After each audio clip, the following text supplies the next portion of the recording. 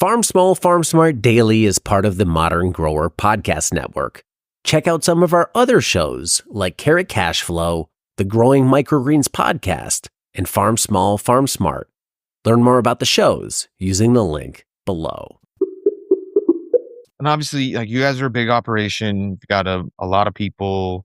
I'm assuming it's taken a lot of capital to invest in all this and make it happen.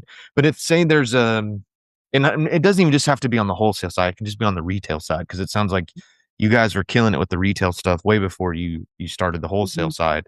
Is growing out plant starts and either selling them retail, directly to existing customers, getting new customers, or even moving to scaling up and doing more wholesale? Like, would this be a viable business in and of itself, standalone, or is this sort of, does it only work because of the infrastructure of having the whole farm there as a part of it? That's a good question. I mean, I kind of want to say both. Like, I think it could be a standalone business. Of course, you would still have that startup capital, that infrastructure.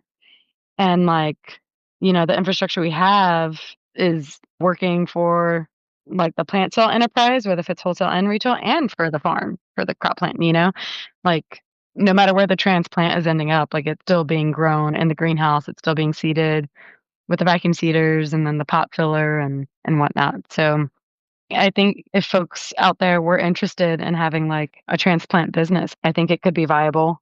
Do you think the seasonality of it would run issues? Because like we do some plant sales, where we're it's mostly like, we're starting a ton of tomatoes just in case we've got, bad germ issues or whatever. Or we just have extra just to, as insurance. And, we've got extra tomatoes, and we've got some extra lettuces, peppers, so on and so forth. So we're selling that in the springtime. And then maybe we didn't do it this year. We're thinking about maybe, I don't want to encroach on your territory here since you come to our farmers market every year, but maybe do a little bit of it in the fall for people doing a fall garden or with that. But I don't think we would be able to sell plants year round in the same way that I can show up to the farmers market every Saturday for the full year, and there will always be something to sell. There's always something to grow that people want to buy because people need to eat.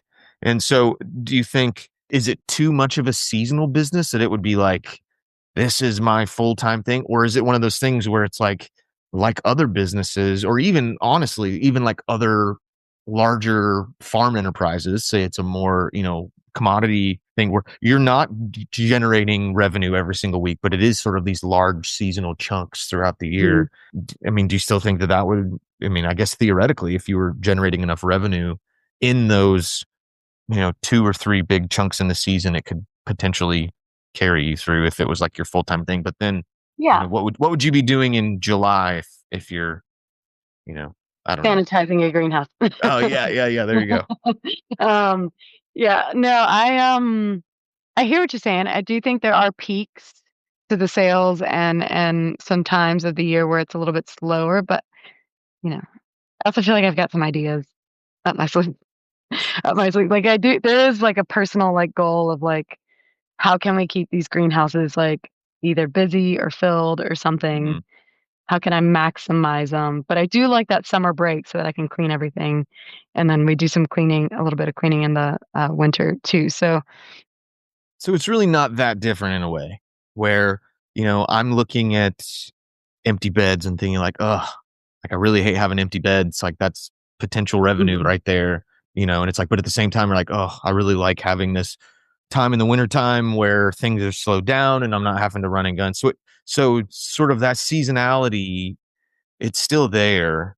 And I guess theoretically, who's to say if you built a successful business and you are growing really killer stuff, there's no reason why you might not have people. Not everybody's starting a garden in the spring. Not everybody's starting a garden in the fall. Some people probably do want to buy tomatoes in July to have them, kind of late summer, fall tomatoes. And so, exactly. And if you're selling, you don't have to just be selling directly. You could do like small wholesale to a local feed store, or like you said, selling to schools or nonprofits. The more I think about it, it sounds like the possibilities kind of are really only limited by your ability to find those sales outlets, which once again isn't really that much different than what I'm doing already.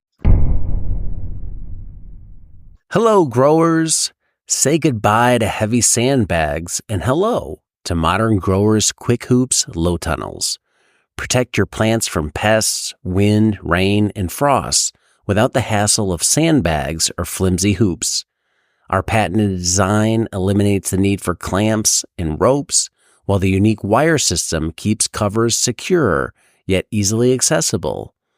Tested in the strong winds of New Zealand for over 20 years, Quick Hoops are light, strong, portable, and versatile. Most importantly, they're designed for field use. These aren't some lightweight system that only looks great in a greenhouse. Our hoops are designed to last in harsh field conditions.